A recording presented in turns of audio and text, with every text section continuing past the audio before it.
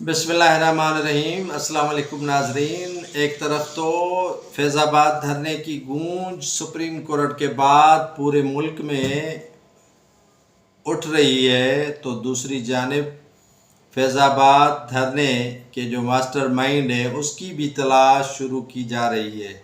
तो इसी में फैज़ाबाद धरने के लिए दोबारा तहरीक लब्बैक पाकिस्तान ने फैसला कर लिया है कि वो फैज़ाबाद में धरना देंगे।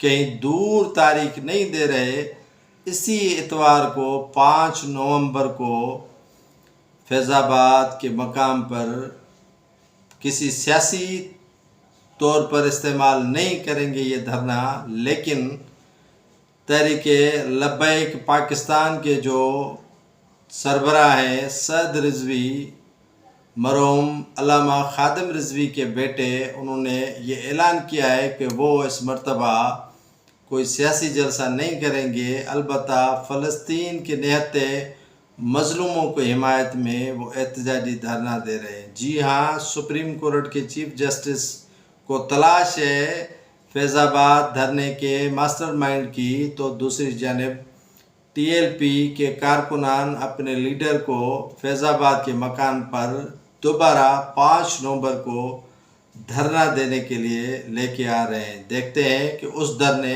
जो 10 साल पहले लगाया गया था फैज़ाबाद पे और इस धरने में क्या फ़र्क होता है।